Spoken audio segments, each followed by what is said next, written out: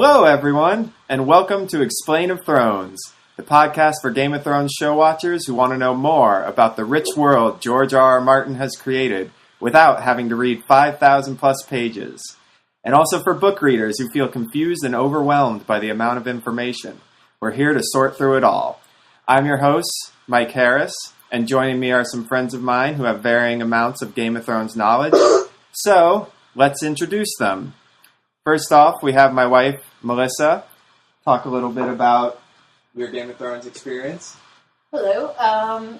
So I've read the books, but probably about 3-4 years ago, and there's a lot of content there, so there's definitely things that I'll need refreshing on, and also a show watcher, and yeah, I'm excited to talk about the differences between the two and learn some more things. All right. And up next, I'm going to go in order of the video chats on my screen. We have Mr. Nick Canellis. Nick, tell us a little bit about yourself and your Game of Thrones experience.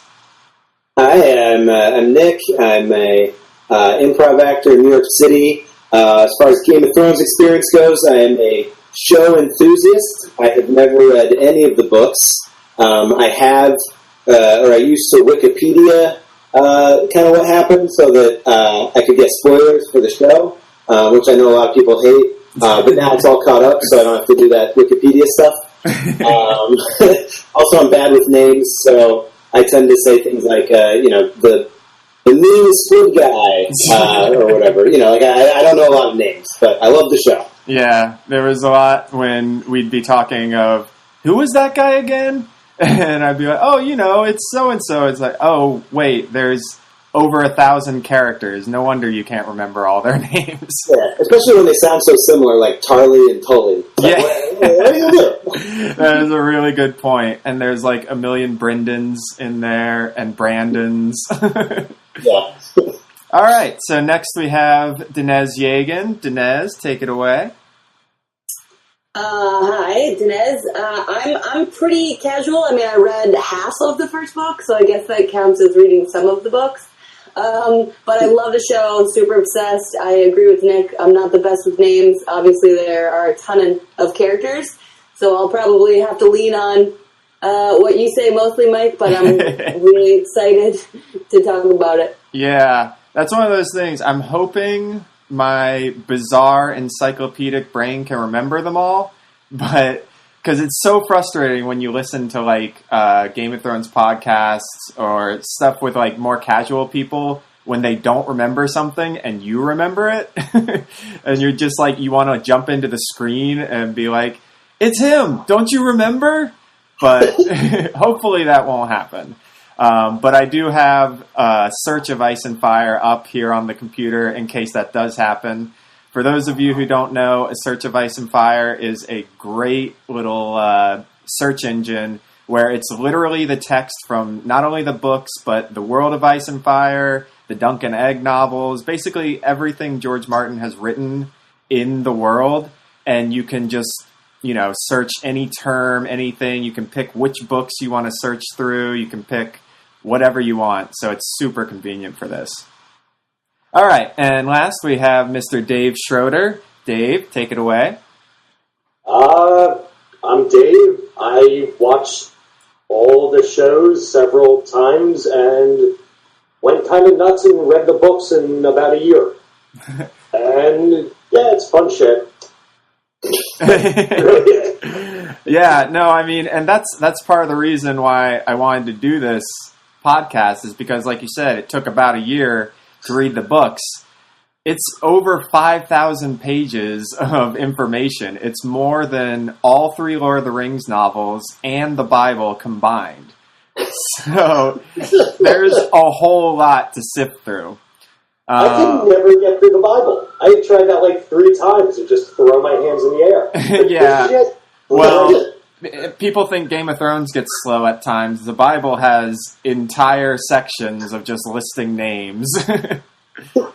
But they don't really go as all out on the feast descriptions as George Martin does. I'm like, take this is my body, this is my blood. Yeah, that's about as far as it goes. I think God is sending a siren and getting mad at us for comparing. Yeah, how dare. How dare you. All right, so just real quick with my story. I got into the series in 2013. I've read the books through twice. I've also read World of Ice and Fire, The Duncan Egg, and I listened to The Princess and the Queen and The Rogue Prince on audiobooks. You guys are probably like, what is he talking about? But they're the short stories that he's written that take place like further back in history. The Duncan Egg novels are about a century before the events of Game of Thrones. The Princess and the Queen and the Rogue Prince are about 2 centuries before. They're about the first, like, Targaryen civil war that kind of broke out that was called the Dance of the Dragons, which is where the name of the 5th book comes from. And I've also read a bunch of his non-Ice and Fire short stories, and we'll be talking about that some because I think that a lot of the themes play into it and kind of inform where the story is going and like what's really going on. And the other big thing, the reason I feel like there's enough content for an entire podcast with multiple episodes is that the books are really mysterious. You know, like a lot of things we don't know what happened yet. And a lot of people, we don't know where they are. A lot of weird things happen that are completely unexplained. And, you know, I think it's worth it for us to kind of go through them all.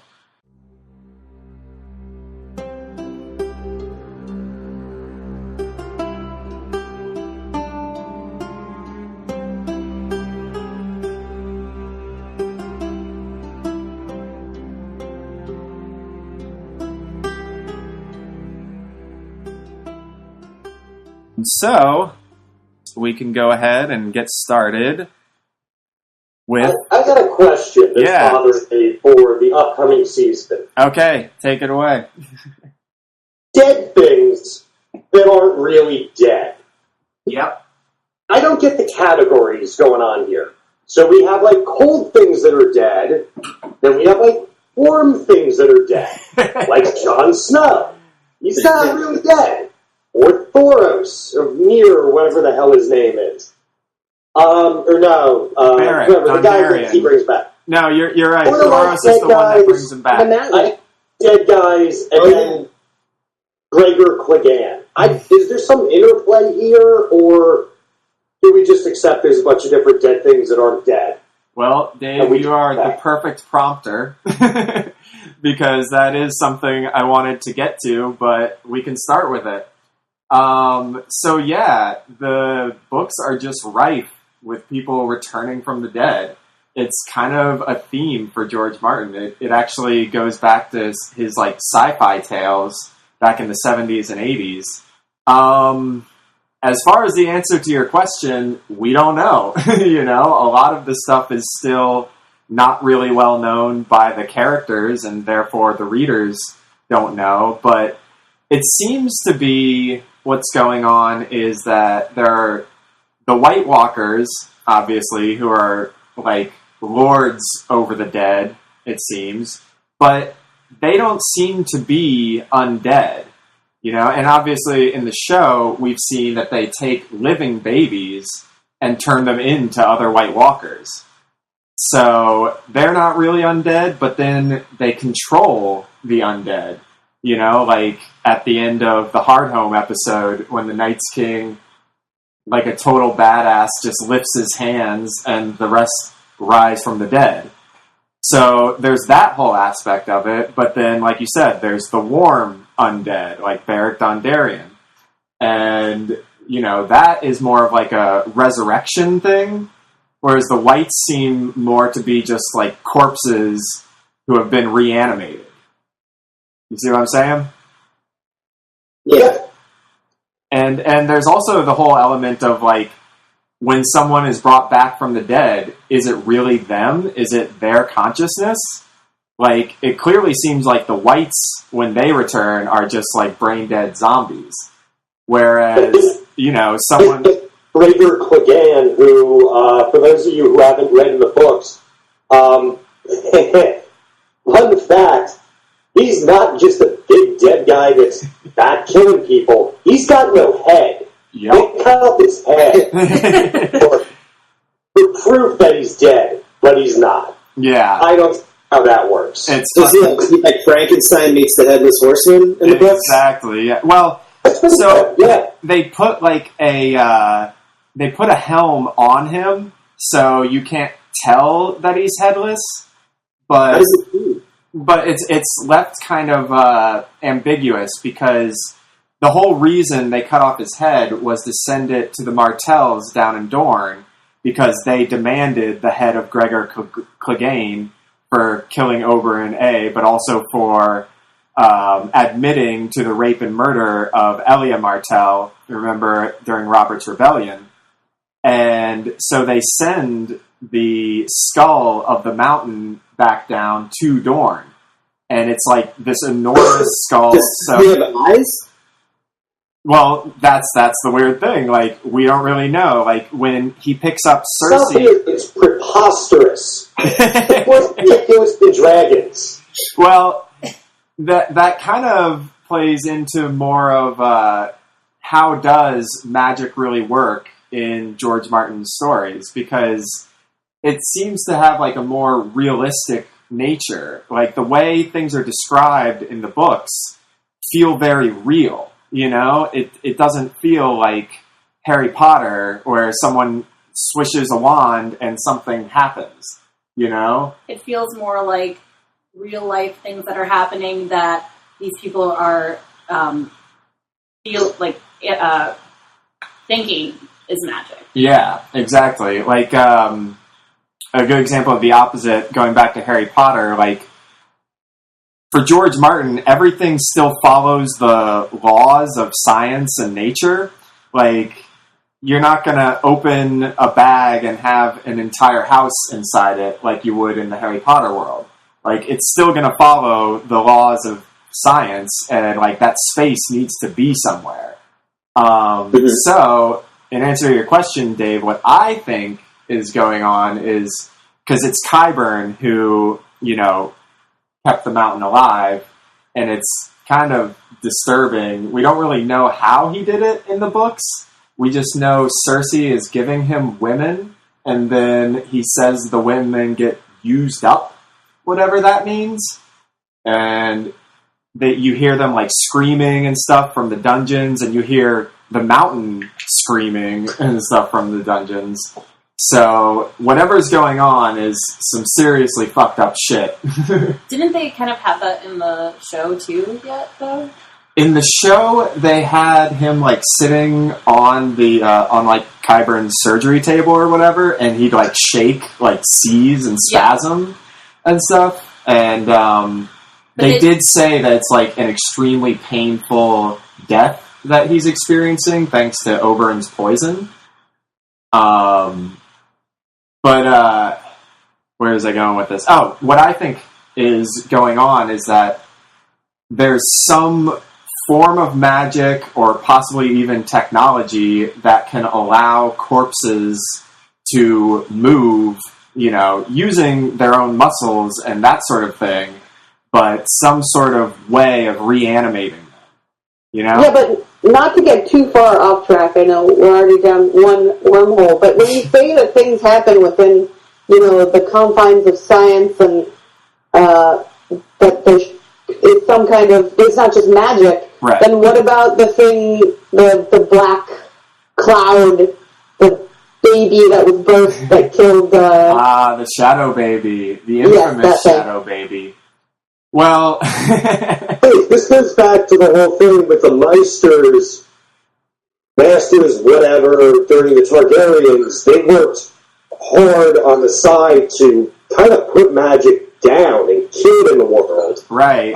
This led in part to like the whole demise of, we have like tiny, shitty, retarded dragons that aren't very scary, and then they died out. Mm-hmm. And then there were no dragons for like 100 years. Yeah. But when Targaryen gets her magic rocks, suddenly magic's back, and it starts growing in the world. And it also... So there's like the rise of like this Lord of Light guy and the ice dead things. And it also... So like magic was dead, but it's like getting a second act, it seems. Yeah, no, there very much is a feeling of magic is kind of returning to Westeros, where it's like, in the first book especially, you know, and the end of the first season, the reveal of the dragons is a huge thing, because up until then, it's as if, you know, this could be a normal medieval society, and all that stuff is just legend.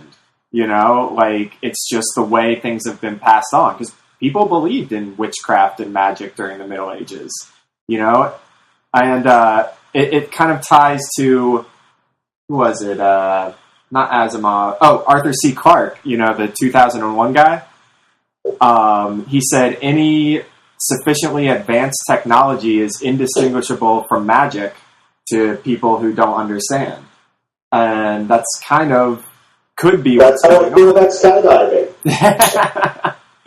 It's magic, but going back to the Shadow Babies, that's a very complicated, complex one, and requires a lot of like mental gymnastics to make work.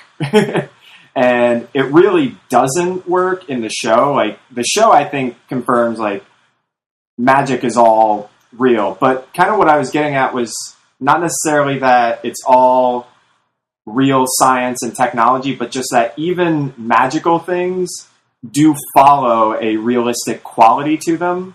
Like the characters are describing smells and sights and stuff, and it all follows like with something that could be really happening. You know? Yeah, it seems like there's always consequence to it, and it seems difficult, which is what I like. Whereas, like you were saying with Harry Potter, it's like you swish your wand and it happens. Whereas it seems like it's really hard to give birth to a mist baby or whatever. Right. Yeah, and that's another good point of what I'm saying. Like Melisandre is visibly pregnant with the Shadow Baby, and she's giving birth, and like Davos is witnessing this. And so even if it is like a magical happening, I'm more saying like it's following the rules of science and nature. Like, right, true. You know, things still have gravity. Things still obey natural law. Another good example of this is the dragons themselves. George Martin has said the reason his dragons have wings with no arms is because there's no creature in nature that has 4 legs and wings. Because think about it, like bats, birds, all those things, they evolved from the same basic vertebrae structure that we evolved from. So they don't magically sprout wings out of their back at some point in evolution. Can confirm I'm looking at a dead bat in my living room. Oh, awesome. How'd that get there? Oh, wow, yeah. Okay, it's on the wall. He's not lying. He has a taxidermy bat. Okay, yeah, I see it now. I got a coyote head on the way. Awesome. So, Dave, you're a collector of taxidermied creatures? Stuff pops up. He was talking about warm dead things and cold dead things. He likes, lukewarm room temperature dead things. Right. Are you planning to eventually Like a rare raise them? But also, though, since we're touching on the Shadow Babies, and I think we could do an entire episode on the Shadow Babies alone, but we'll definitely do an episode on Melisandre and charlatanism. Like, that's a constant theme throughout George Martin's work, where people are claiming to lesser intelligent people or ignorant people that they're working some sort of magic, when actually there's a totally real explanation for it. Oh yeah, she's a bullshit artist. Exactly. She just uses, I don't know, weird, she has a whole cabinet of potions or whatever to... Right. So this brings to an important point, that all of the chapters in the book, well, you've all at least glanced at it, so you all know this, they're all from a certain character's point of view. However, it's not even necessarily that they're unreliable narrators, but they don't think about everything that's going on, and you kind of get to witness the different intelligence levels that are happening. But Melisandre actually has a single chapter of point of view in the whole series. She has one in book 5, and it's fucking awesome because it's the reveal to Jon Snow that Mance Rayder was not killed. Oh, we should have gotten this out of the way early on. This is all spoilers. If anyone is planning to, get started on the series, you probably should wait to listen to this podcast. But in Melisandre's point of view chapter, she says, like, I have all sorts of powders hidden in pockets in my sleeves that can make fire do whatever I want it to, essentially. And one of the things she says, and maybe I'll pull up the actual passage in a second, is something along the lines of, I can create a smoke that will make a man piss himself with fear. So maybe, and this ties back to the Shadow Baby, like, we see that in the book from Davos's perspective. So he just kind of witnesses this weird smoke coming out of her vagina. So we don't know, like how physically real that is, or if it's some sort of illusion she's creating. You know? Right, but on Renly's side, everybody sees it too.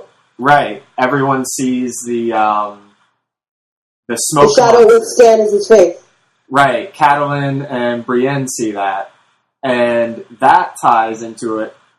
Another one of George Martin's favorite things is the idea of, it sounds fucking crazy, but the idea of your consciousness leaving your body. Like astral projection? Yeah, astral projection, almost like warging the air and making that, have some sort of physical thing.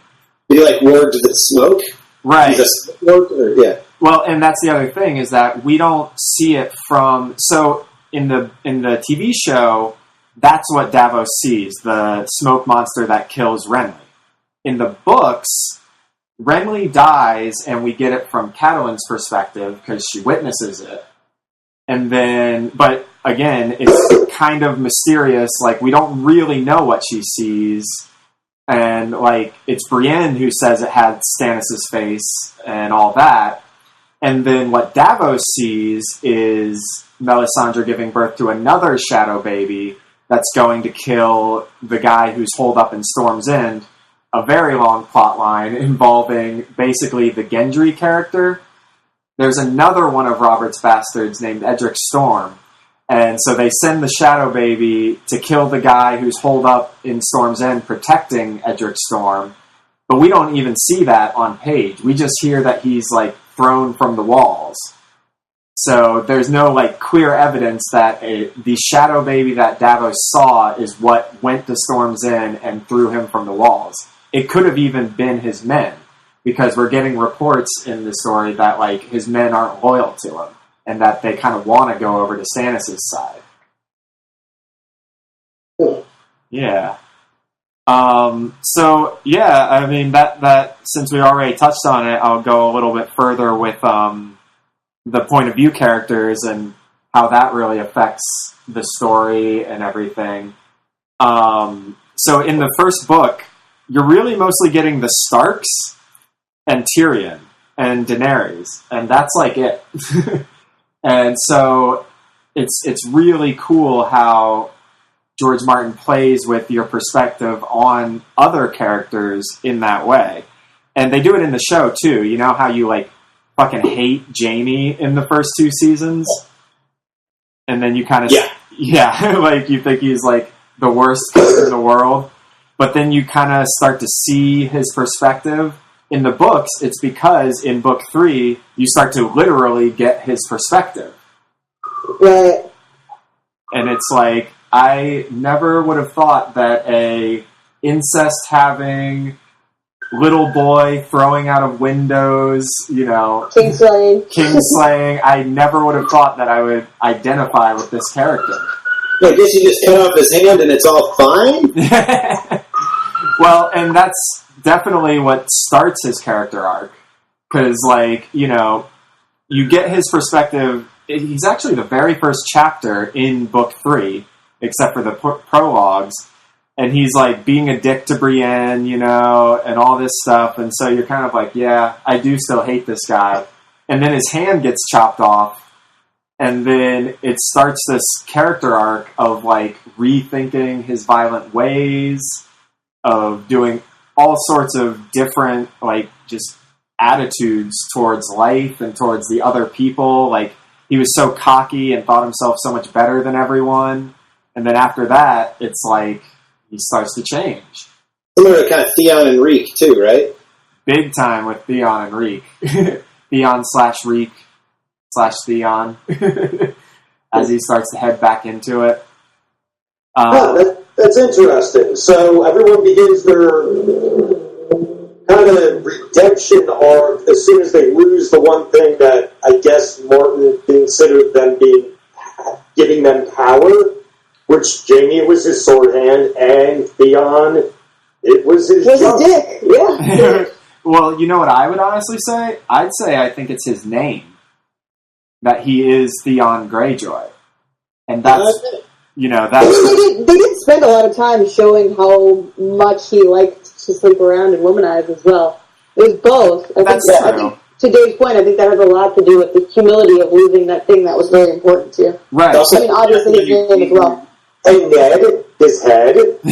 Losing his head is a pretty big deal. That character arc really...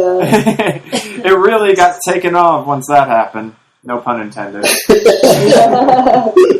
But no. Actually, the Reek Theon storyline is one of my favorites. And that ties into the whole perspective on the point of view chapters. Because, so you don't get Theon's perspective in the first book. He's just kind of, the ward of the Starks. And, Robb actually really likes him. And that's why he sends him to go back to his father and try and get the Greyjoys on their side, because he trusts Theon wholeheartedly. And Catelyn wisely is don't trust Theon? Are you kidding me? But Robb, is also kind of learning, I'm the king in the north now, and I've got to make these calls. So then you get Theon's perspective in book 2. And you're kind of struggling to identify with him because he is a dick. That it was in the show, that girl that he's sleeping with on the way there, how he's a total asshole to her. Yeah.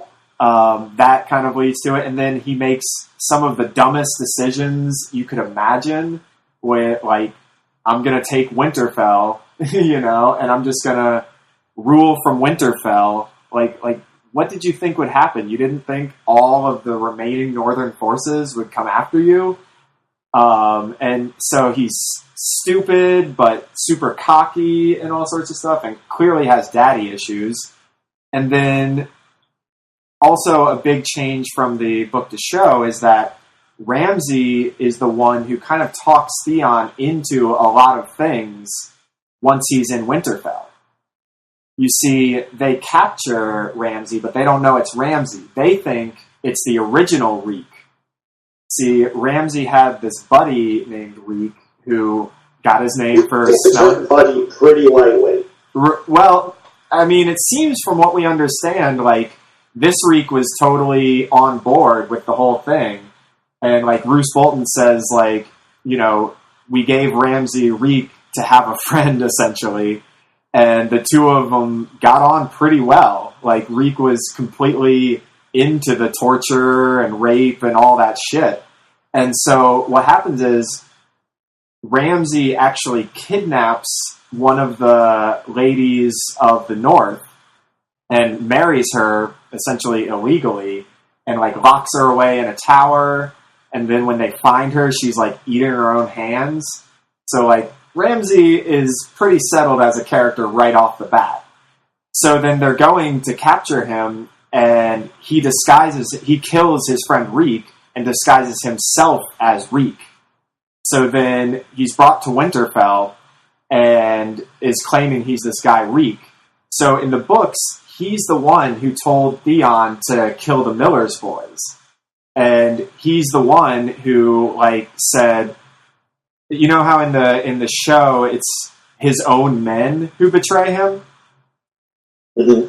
In the books, it's actually Ramsay who, like, goes out and says, I'm going to go get reinforcements, that sort of thing, and returns with the Bolton army, slaughters everyone in Winterfell, blames it all on Theon, and then you don't get any Theon perspectives for the next 2 books.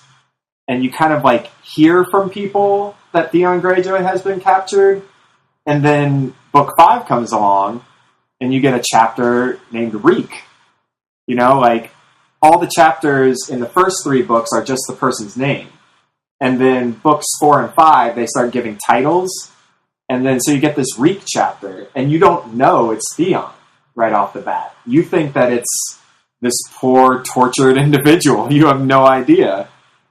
And then as the chapter starts to go along, you get some hints that it's him, but you don't really figure it out. And then, like, a couple chapters later, you get the famous, you know, Ramsay bathes Reek and tells him, I need you to be Theon Greyjoy again. So I think that his name and, like, how he feels about who he is what was taken from him mostly. And his dick. And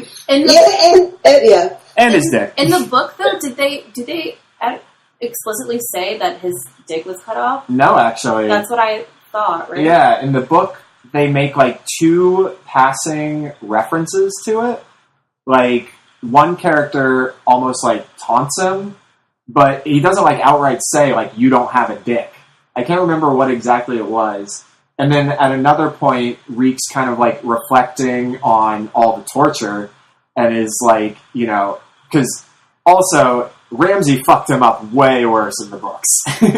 It's really disturbing. You realize when that little care package is sent back to the Iron Islands, and Theon's old man is talking with Asha, and says something along the lines of, like, I no longer have a son, and something about the family line is dead. Right, that's in the show. In the show, it's his dick in a box. Yeah, but I thought they covered that in the books, too. In the books, no, you don't get that sequence. Instead, and holy crap, I can't wait to do an entire episode on Asha in the books, who is Yara in the show, because she's one of my favorite characters. What happens is she receives a letter from Ramsay that has just a piece of Theon's skin. Yeah. Because he sends multiple lords. I think they send one to Robb Stark, don't they? In book 3, before the Red Wedding, I'm pretty sure they send a piece of Theon's skin to the Starks. Maybe not, I don't know. But it's just pieces of his skin. And what I was going to say is, he's, like, reflecting on the torture, and he says, you know, he took, like, 3 of his fingers, multiple toes, and that other thing. So I think that's the most explicit it gets, that his dick got cut off.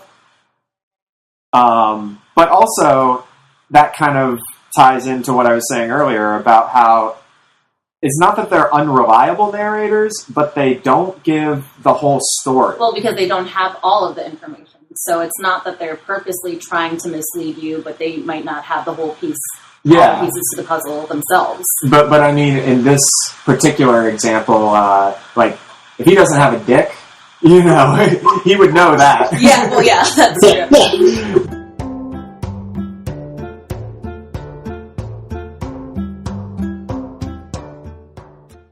Are there any Bran narration? Yeah, Bran is one of the main point of views, and that's another. Thank you, Nick, for that excellent segue. That's another point is, since you're getting people's point of views, a a lot of time is spent on dreams and, like, you know, when people are unconscious. So when Bran is in the coma, you actually get an entire chapter of his bizarre fever dreams and what's going on with that. And so all the way back in book 1, in, like, early on chapters, you kind of get hints of Bloodraven, you know, the three-eyed crow, sending Bran these telepathic dreams. And it is clearly him, because remember how, like, in the show they show you the literal three-eyed crow? That's happening in Bran's dreams as well. And that is most definitely Bloodraven coming to you live from the Weirwood net. And dreams are a big thing because multiple characters, not just Bloodraven, can send dreams. And it also ends up informing characters' decisions. Like, Daenerys, when you first meet her, she's this very timid girl. She's like 13, right? She's 13, too. That's another thing we'll get into in a second, is the age differences. And she's, like, you know, getting told, okay, you're going to be married off to this fucking barbarian horse lord, and you have to provide a son for him and all this shit. And she's, like, really scared. She doesn't really ride horses well, so, like, she's worried the Dothraki aren't going to respect her and stuff.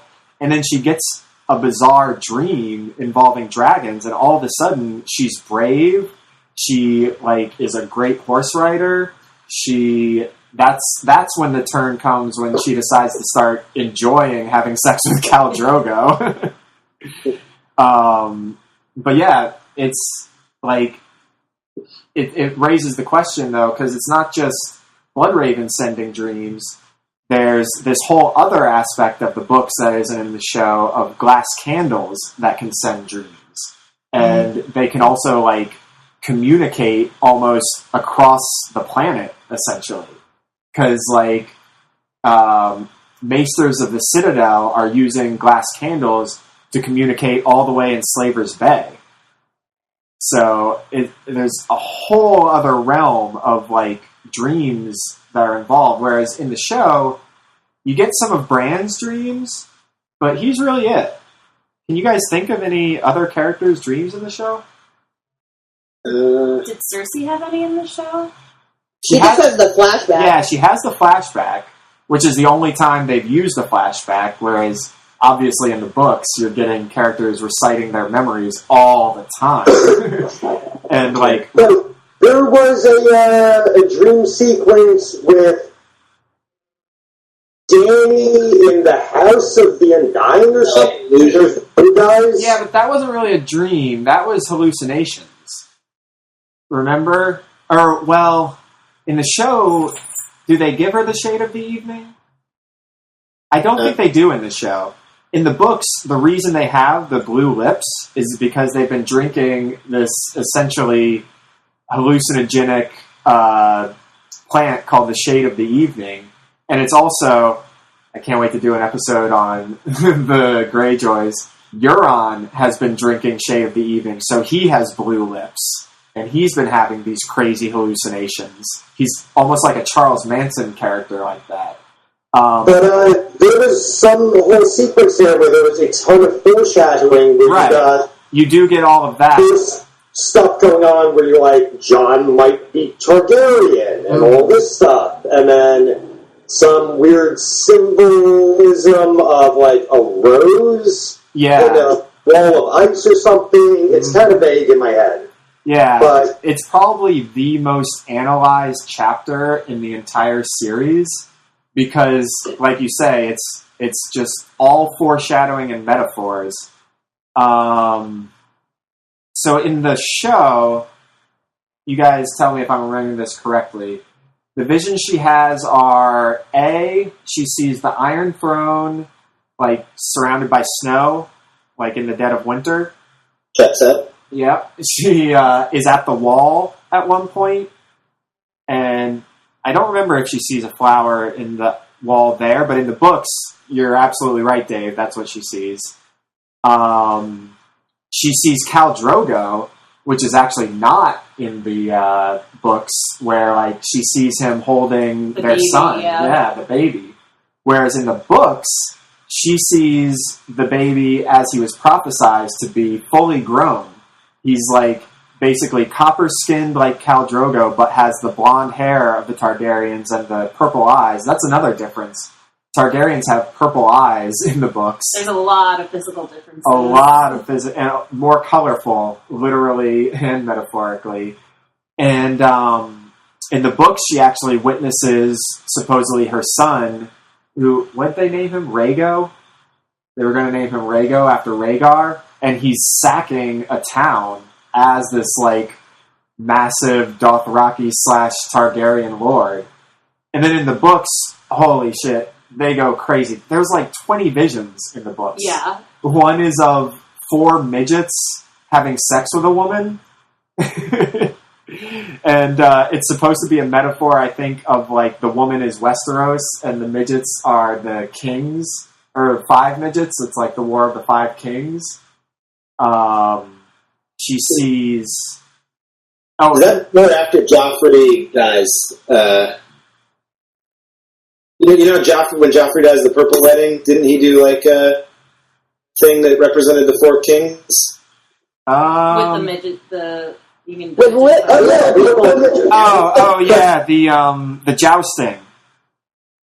They did the joust, and yeah, in the show they were all little people. They were all representing the different kings. In the books, actually, it's just 2, and one of them goes on to join Tyrion in his adventures in Essos. But yeah, you're right, Nick. In the show, they had them represent the kings, and like one of them was supposed to be Renly riding Loras, which is kind of like, really? You're marrying Loras's sister, and you're going to offend him that greatly at the wedding? Like, I don't think they would go that far. I don't know. Really? Joffrey wouldn't go that far? Well, in the books, it's made clear by his own words that Littlefinger set that up. That it wasn't Joffrey's plan to have the little people joust. That Littlefinger did that, and this is another entire episode we'll have on the Purple Wedding, because there's so much scheming involved with that, where the show makes it very clear what happened. The Queen of Thorns and Littlefinger conspired. She took the poison from Sansa's necklace, dropped it into Joffrey's wineglass, and she even tells Marjorie herself, like, I wasn't going to let you marry that monster. In the book, we never really get a confirmation that she's the culprit. You know, it's kind of implied. Wow. And there's a lot of theories that it could be other people. You guys want to hear one of the cooler theories? Yeah. So, the sequence of events as it happens in the books is that, you know, very similar to the show, Joffrey is taunting Tyrion, and she tells him, like, he tells him, you gotta eat the pie, you know, all that stuff. Joffrey takes a sip of wine, and then he takes the pie and is eating the pie, and that's when he actually chokes. So everyone assumes it was from something landing in, or the Queen of Thorns dropping it into the wine, and then the poison took some time to happen, and then he choked while he was eating the pie. But there's a lot of kind of weird things about that. First of all, we see the poison get used earlier in the series. Remember in the beginning of the 2nd season when we first meet Stannis and Melisandre, and how Stannis' maester is, like, really pissed? Oh, yeah, he is the prologue point of view for Book 2. And he tries to poison Melisandre by using the exact same poison called the Strangler.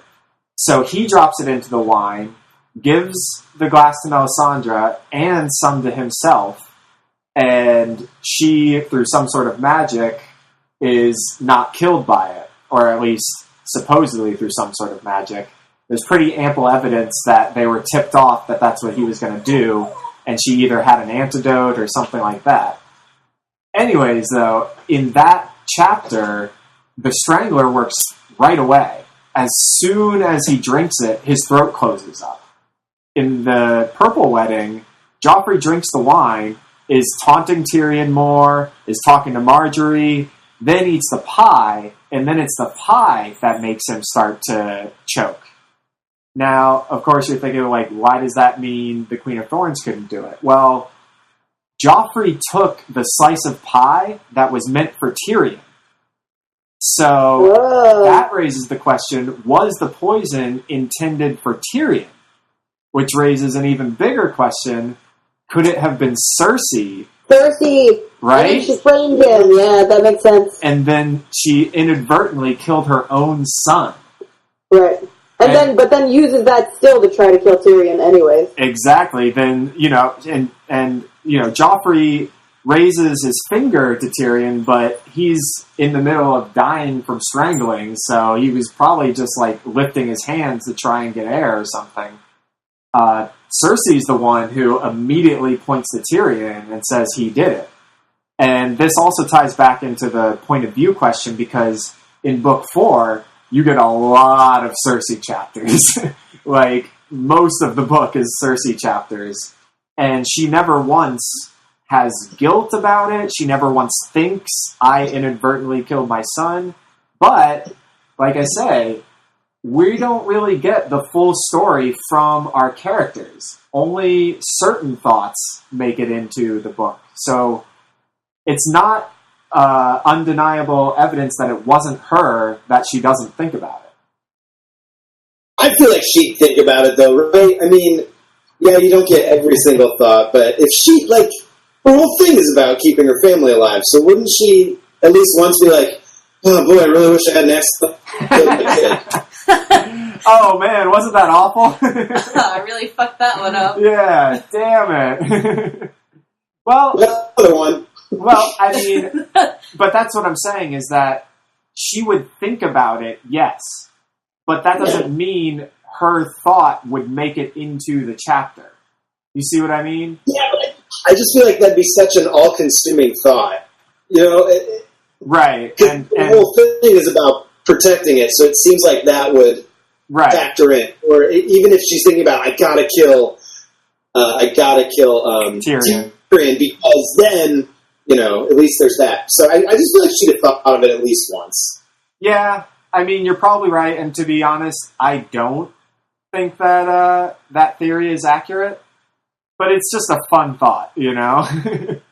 It's a cool theory. I wish it was that way. Yeah. Well, that's the other thing is, not only, like, a lot of things that people think are settled are totally not settled. There's so much mystery in these books.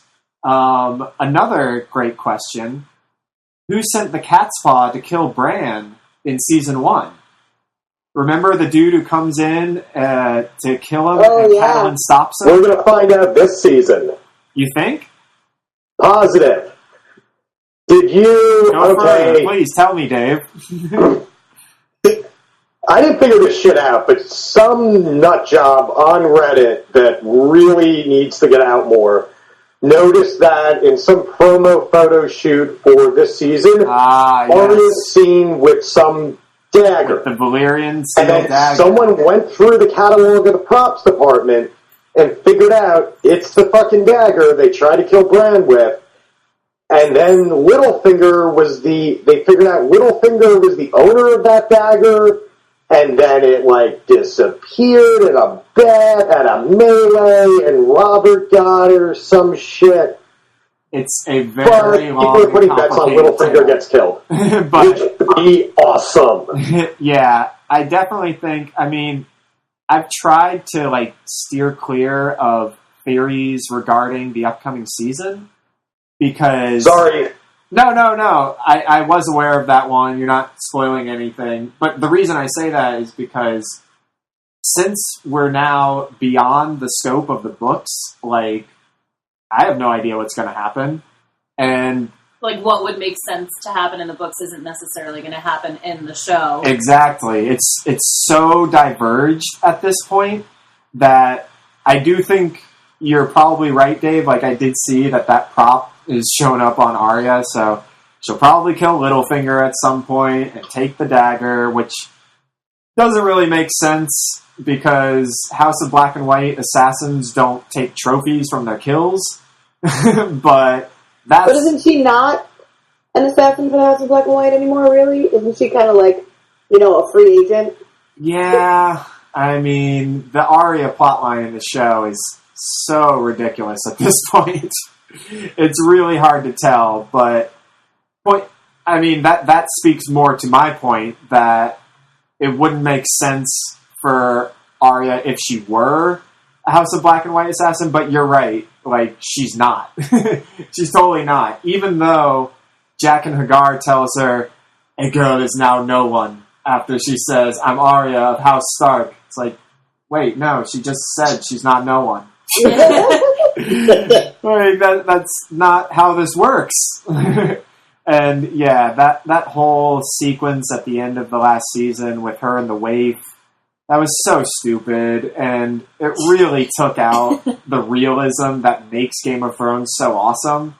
Like, she fucking gets stabbed in the guts, falls into a dirty canal, and somehow is healed enough to be running and jumping in the next episode. Yeah, if that was the Gowanus Canal, she'd be dead in 15 minutes. Right? And I'm sure that's worse. Well, yeah, and Bravos is essentially based on Venice, and, like, Venice in the Middle Ages was pretty fucking dirty. I'm pretty sure she'd have sepsis at this point. But anyways, going back to the cat's paw thing, it's a lot cooler in the books because it really is, like, still a mystery, but some characters think they've figured it out. Like, Tyrion at one point implicates Joffrey for it, and not only him, Cersei and Jaime also think Joffrey sent the cat's paw to kill Bran. And the reasoning is that they think he overheard Robert saying that it would be a mercy to just kill Bran instead of living his life as a cripple. So then Joffrey, trying to seek to curry favor with Robert, sent the cat's paw, but that doesn't really make any sense. Daddy issues.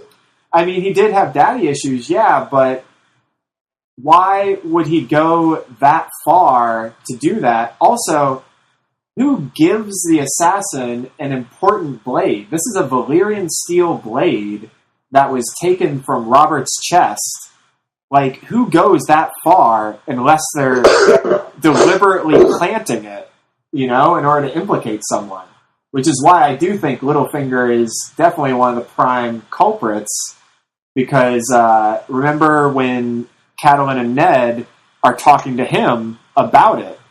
He's there, and he says, yes, I know this blade, because it was once my blade, and I lost it in a bet to Tyrion Lannister. That essentially starts the War of the Five Kings, because that's what causes Catelyn to take Tyrion to the Vale. And then that sets off the chain of events where Jaime stops Ned and ends up crippling his leg. It sets off the chain of events which ultimately leads to Ned losing his head. So Littlefinger's a pretty good culprit, but then that raises the question of how was he able to communicate to this cat's paw? He was in King's Landing at the time.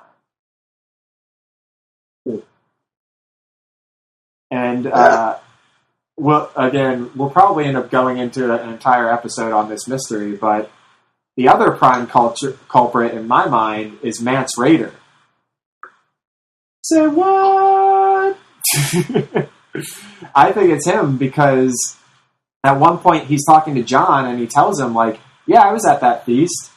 I snuck down to Winterfell because I wanted to get a scope of Robert, like, king to king. And while I was there, all I brought was my loot so that I could sneak in by telling people that I'm, just one of the musicians. And I brought 30 pieces of silver, which, of course, biblical reference there. And then after the cat's paw thing happens, they find 30 pieces of silver in the stable where the cat's paw was staying. So, pretty good evidence there. Okay, That's interesting. What's the 30 pieces of silver biblical reference? I'm sorry, I'm not. That's what, yeah. Dave, you said you never finished the Bible. Yeah. I actually did at one point in my life. 30 pieces of silver is what the Hebrews gave Judas to betray Jesus to them. Yes. Or actually, maybe it's not explicitly 30 pieces of silver in the books. Maybe it's just like a bag of silver coins. Because that might be a little on the nose, even for George Martin, who does have tons of biblical references throughout. So yeah, I mean, that. I remember one. It was not. About what?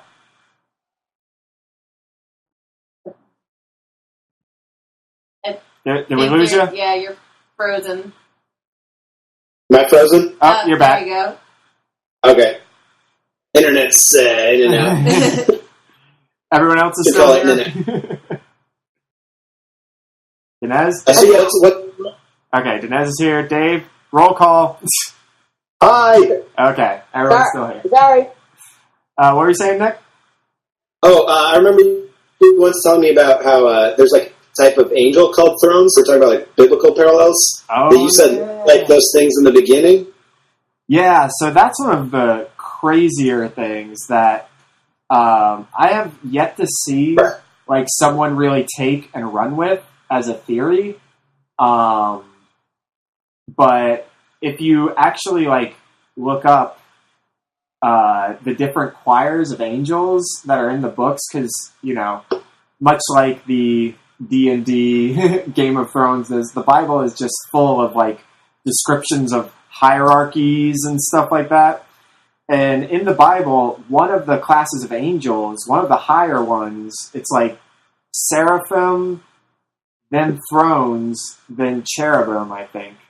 And the thrones, if you actually Google, they are essentially wheels of eyes constantly rotating.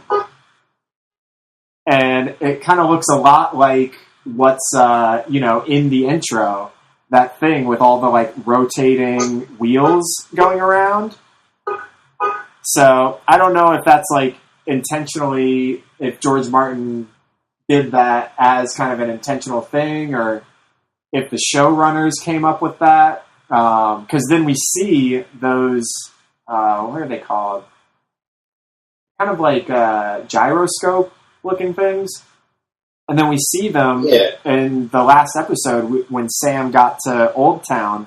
We saw that they were in the Citadel.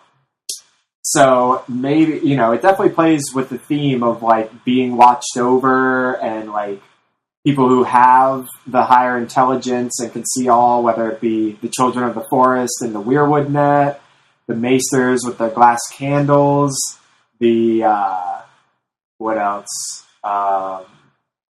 All sorts of different characters, and just having kind of all-seeing eyes. Wargs, yeah, going into other creatures. The fact that Bloodraven is in most of the ravens throughout. Oh yeah, that's another cool thing that's in the is it in the show? Do the ravens talk? I don't remember. No. They don't talk? In the books, the ravens can say like a few words here and there, and like the original Lord Commander Mormont, his raven, like, talks a lot. Yeah. Like, he can only really say one-syllable things, but, he'll say, like, snow all the time when Jon Snow is around. Corn is probably his favorite thing when he wants to get fed. But how do you say snow without lips? No! No, but that's actually an awesome real-world thing. If you look it up, ravens can talk like parrots. Like, most people don't know that, but they can say, like, a few random words like parrots can. Yeah. And then it even ends up playing into the plot a little bit. When Jon gets elected Lord Commander, one of the turning points that gets people to vote for him is Mormont's Raven shows up and starts saying snow over and over again.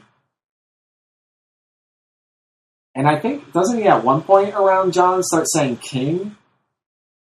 You know, kind of like foreshadowing. Does he say snow when John is warped into Ghost? I think so, yeah. Like kind of recognizing that that's Jon Snow.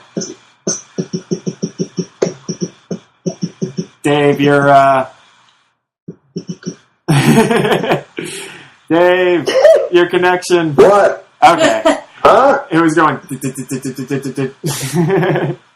All right, you're back though. Were you saying something? Me? No. Oh, it was just your internet. But then that also raises another major difference from book to show is that all of the Starks have warging abilities in the book. It's not just Bran. Arya, it's like she'll occasionally have dreams, even from all the way across in Braavos where she's in Nymeria. And Nymeria's whole story is also like way crazier where she's doing all sorts of shit in the Riverlands, like killing Freys and stuff. And then Jon repeatedly wargs into Ghost. And we don't really know about Robb because Robb's one of the few Starks we don't get a point of view chapter. Actually, it's really just Robb and Rickon. They're the only two Starks that we don't get their point of view.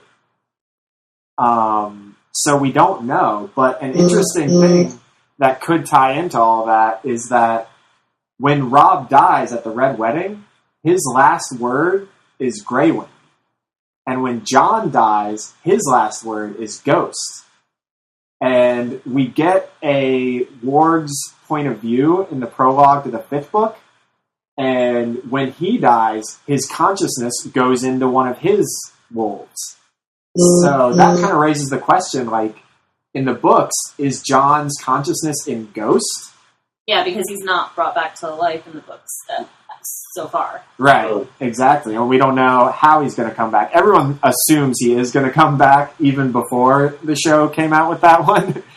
Like, it's one of the last chapters in book 5, and you read it, and you just go, nah, he's not dead.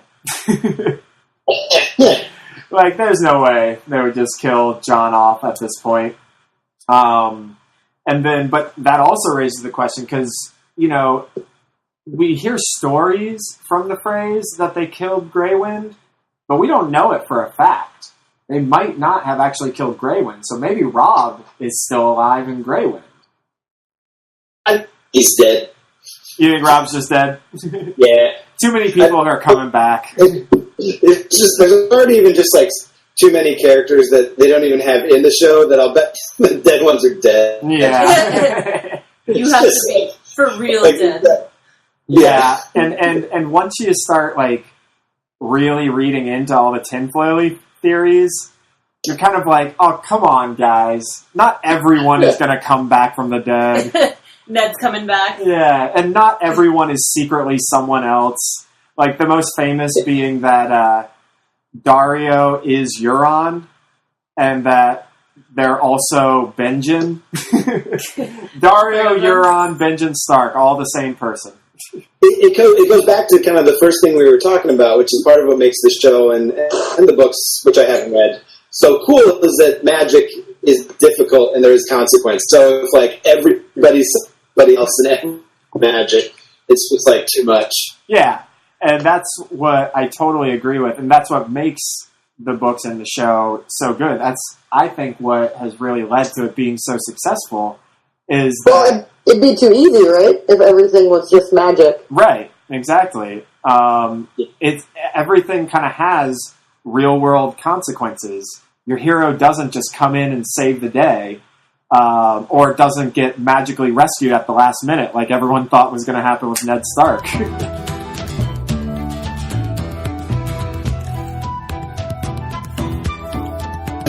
And that actually goes back to George Martin's, all of his work. He is constantly subverting tropes. Like, his entire, I feel like, reason for being a writer in the first place was that he wanted to fuck with his audience and like not do what they're expecting. I actually saw a interview with him, and I feel like this maybe informed a lot of his writing, where he was talking about his childhood and saying that he and his mom would watch like the Twilight Zone and shows like that, and she would be able to guess every single episode, like within the first 5 minutes. She would guess the ending. So I feel like he's always wanted to trick his audience and come up with different subversions. So like, as we get deeper into different characters' story arcs and stuff like that, you'll notice pretty much everything is a subversion of a trope. So, what do you guys think is after the dust is settled, it's all over? Right now, it seems like it will be Jon and Daenerys and the dragons versus the White Walkers, right? So, what like dust settling final subversion in your mind? Dave, Dinez, do you guys want to go first? I would much rather hear your theory. I'm sure mine wouldn't. Dave? Not based on facts. I say the White Walkers win and we call it a day and no one comes away happy. All right. That's it. Fair. Melissa, you got any ideas? I feel like there's so much more going on that there's this that we haven't addressed yet, with especially with Bran, that I think is going to be a big thing. Absolutely. And the Weirwood Net, especially having read other George Martin short stories, his collective conscious type thing. Yeah, and one of his favorite themes. Mm-hmm. So I think there's definitely things going on there. I still feel like in the books there's a lot going on with Littlefinger. Yep. That we have no idea about. And there's just so many more characters in the books that just aren't even in the show. So, instead of Does George... go ahead. Does he usually have a favorable or unfavorable opinion of like collective consciousness? He explores it constantly. Like, seriously, I can think of like at least 5 or 6 short stories right off the top of my head that are all about collective consciousness. And I think the way he views it is he thinks that is where evolution will lead. He thinks that it is a more successful route for creatures to survive, but I think he has a completely unfavorable view of it because it's the destruction of individuality. Yeah. Mm-hmm. You know, it's the elimination of true free will, and I think that's what he's constantly kind of railing against. Is like, everyone should think for themselves. Everyone should make their own decisions, and that what the group think should not be your basis. Also, you know, it kind of ties to tribalism and how there's a constant theme in Game of Thrones of people, you know, having these wars against other people for no good reason. You know, like, there really isn't a legitimate good reason for the War of the Five Kings to have begun. And so I'd say he has a very unfavorable view of collective unconscious, but he does think that it would lead to a much higher survival rate for a species.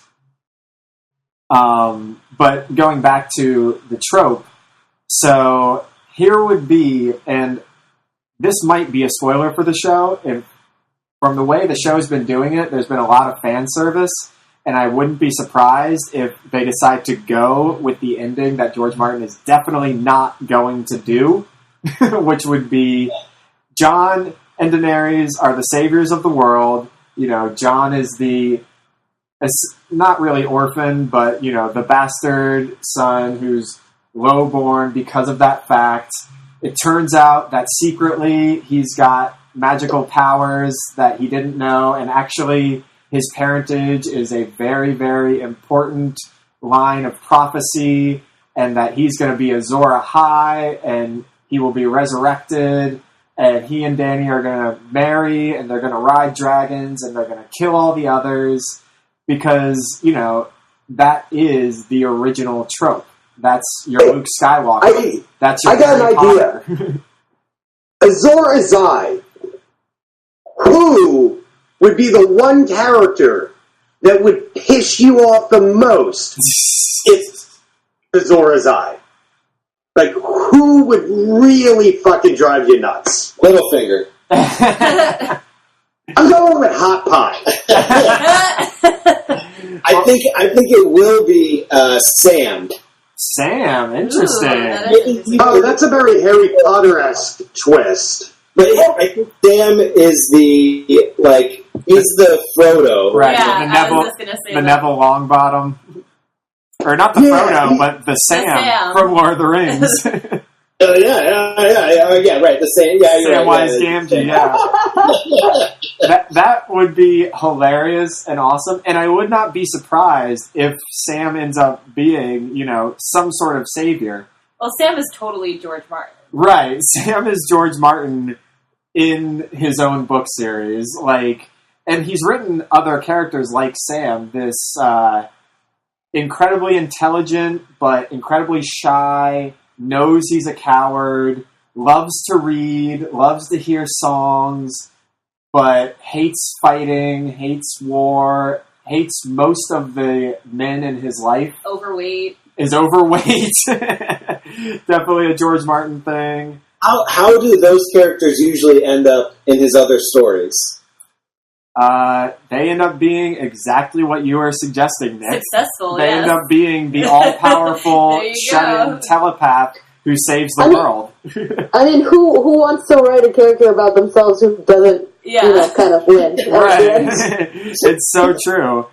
But in answer to your original question, Dave, to be honest, I would be pissed off if anyone is Azor Ahai. I think what the ultimate message is that prophecy is bullshit. The idea that, like, someone thousands of years ago wrote down a story and it's going to play into how the world shakes out, I think that that's totally antithetical to George Martin's worldview. But then again, doesn't Cersei's, you know, her Her kids prophecy, are yeah. all dying?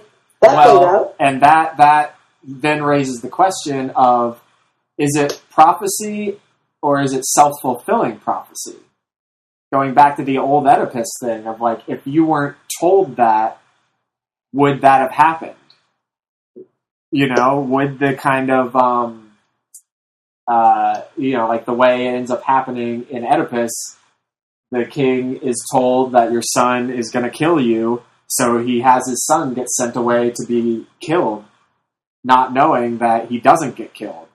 And then, it's been so long since I've read Oedipus, but doesn't it even play in that Oedipus gets told, this is what was prophesized for you, so then he decides, okay, I'm definitely not going to let that happen, so I'm going to leave where I am and go to this whole other area, not knowing that the whole other area is his father's kingdom. Yeah, he unknowingly, like, not even knowing that he was killing his father. Exactly. Still So, ends up like, happening. in multiple ways, if the prophecy hadn't been said in the first place, none of it would have happened. Right. And, yeah, Cersei's whole thing with her prophecy does raise a lot of questions, because it's kind of like, if you get told you're going to have 3 kids, like, Cersei stopped trying to have kids after her 3rd one. You know, was that... I mean, I Did I stopped catch trying to... something? What? Did I catch something about her having, like, a miscarriage at some point? Yeah, that's one of those show-only things. Like, Okay. in the first season, she's connecting with Catelyn and said, when Bran is unconscious, and she says, like, my first baby, which is also, it's kind of suggested like that was the only one that was Robert's and not Jamie's, because she said he had like curly black hair, but he ended up dying, and like she kind of talks about, which, you know, Cersei in a lot of ways up until the last season was kind of, I think, being played to have a character arc to make you sympathetic to her, and then they just said, fuck it. Everyone hates her. Yeah, everyone hates her. Everyone actually kind of enjoyed her walk of shame, so let's just run with that. But yeah, and then the show, I guess, kind of forgot about that. Yeah. But in the books, that never happens, so the "you will have 3 kids" is still in play. Gotcha, yeah. I was rewatching all the show, and I was like, wait, 4? That's 4! Yeah. That's 4 gold shrouds! The prophecy is wrong. Well, it wasn't a gold crown then, though. It was That's true. It was a black. Actually, I think Caitlyn's crazy sister had an induced abortion or something at some point. Yeah, Lysa. Yeah. Well, she was having Littlefinger's child. Yep. Yeah. Yeah, That's it. Littlefinger and Lysa. Littlefinger got Lysa pregnant, and weird. Yeah, and Catelyn's father, Lysa's father, forced her to drink the Tansy tea, which induces abortions. And then so that's why she's so obsessed with Littlefinger? Well, it goes all the way back because they grew up together. Littlefinger was warded with the Tullys, so Catelyn, Lysa, and Littlefinger kind of spent their lives together. And Littlefinger was always obsessed with Cat. He wanted to marry Catelyn. Because remember, he has that whole speech about, like, he fought Brandon Stark when he was betrothed to her, and he lost so badly that he realized, I'm not going to fight them, I'm going to fuck them. Which is kind of a weird speech. The show loves to, like, play up the sex aspect of things. Most of the time, like sure, there's a lot of sex in the books, but half the book doesn't take place in a whorehouse, like half the show does. They backed off that after like a couple seasons, thankfully.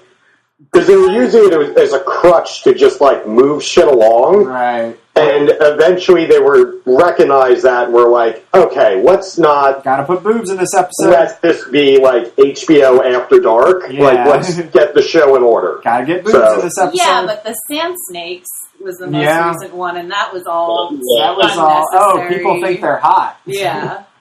Which, holy crap, that's another entire episode worth of talk about. The Sand Snakes are so much more interesting in the books. Yeah. And a totally failed plotline in the show, which they clearly understood how they didn't even have them in the 6th season. Yeah, they abandoned that pretty quick. Yeah. But what started this conversation? Something you were saying, Dave, about... Or no. Come again? Oh, no, it was Dinez, what you were saying about the... Prophecy, yeah. I think that part of the message, you know, of the whole story is, like, religion is bullshit, prophecy is bullshit, anyone trying to predict your future for you is just trying to manipulate you and doesn't actually have some sort of truth. You understand what I'm saying? Yeah. Yeah, so that's why I kind of think, because that whole prophecy too, Cersei goes out there and she's like being a total bitch to Maggie the Frog, who also in the books, every character is basically uglier in the books than in the show, with the exception of like Cersei and Jaime. Even Daenerys? No, Daenerys is like 13 in the books. So she's not like hot. Yeah, she's like a girl. Isn't writing about how hot a 13-year-old is. Exactly. But it is a little bit on the creepy side, because he describes sex with her so many times. Yeah. And to the point where it's kind of like, is there like some sort of creepy crush on her that our writer has? Because like he even goes so far as to have like her serving women have lesbian sex with her a couple times, and like nice. the description of sex with Khal Drogo is like some sort of 50 Shades of Grey shit, where it's like, okay. Yeah. And, like, she's constantly thinking about, like, being aroused and, like, a lot of talk about her vaginal blood and, like, all sorts of bodily function of Daenerys are really brought into play in her very last chapter. So where the books are is right after Drogon has taken her out of the fighting pits, and she's, remember, before the Dothraki come and find her? Yeah. Her last chapter takes place over the course of, like, weeks, and it's her with dysentery in that, like, hill. Oh, yeah, she's crawling around shitting herself. Mm-hmm. She's repeatedly describing her runny shits. So it's like, well, I don't know if I need to hear that.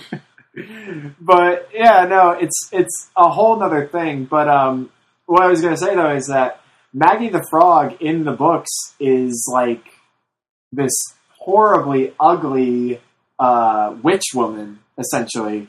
In the show, they made her like this goth chick who's like got this weird like sexy Helena Bonham Carter thing going on. But the point I was making is it's definitely seems to be that Cersei's being a total bitch to her, and so she's just telling this prophecy to be like, you're an awful person. Right. Essentially. But yeah, a lot of it does come true. The whole, you won't marry the prince, you'll marry the king, because at this point in the story, Cersei thinks she's going to marry Rhaegar. So she assumes you will marry the king to mean, oh, I'll marry him after he becomes king. But it's really, she's going to marry Robert. Right. And then, she says, like, you will have 3 children, the king will have 16, which is a reference to all of Robert's bastards, which we don't know how many he had, so that could just be a thrown-out arbitrary number, or it could be completely accurate. We don't know. Right, which would be a total of 19 children between the two of them. Well, but those weren't Robert's children. No, Tom and Joffrey and Marcella, those are Cersei and Jaime's kids. Right. So when she says, the king will have 16 and you will have 3, neither of them will share children, Right. But yeah, just real quick, as we were saying, like, all the characters being uglier, like, a big one is Brienne in the story. She's described as being, like, 6'2". She's got, like, stringy, her hair is described as being like straw. Her eyes are way too big for her face. Her nose has been broken multiple times and is like super wide. Her teeth... She's missing half of her face at the end of it. Well, yeah, she does get it bitten. Pretty bad by Biter. Which, that's another whole different story. Brienne's plotline is another one of my favorite ones that completely different in the show. Like, remember in the show, she comes across both Arya and Sansa within a few episodes? In the books, she never meets either of them. She's like going on this whole little adventure through the Riverlands. And it's really cool because it's almost like you're getting a survey of the damage of the war. And that totally ties into the overall anti-war message of the books, where you're getting to witness. The 4th book is called A Feast for Crows, and it's one of the few like titles that's actually said in the books where they're talking about how like all the battlefields and stuff that are strewn with corpses, and the crows are just feasting on them. But it's actually Euron who delivers the line, saying that the Ironborn are going to be like the crows, and they're going to feast on the corpse of Westeros now that the war is done.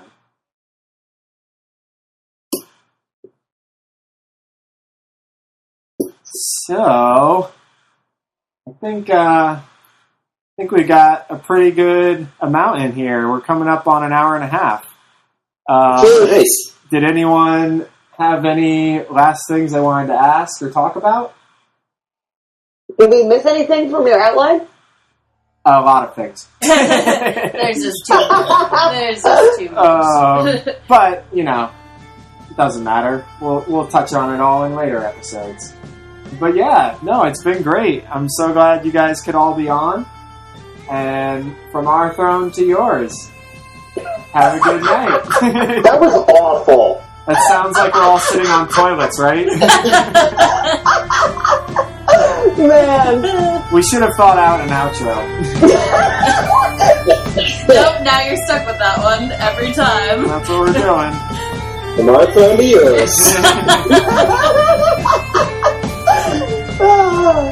Okay, I'm gonna hang up. Bye.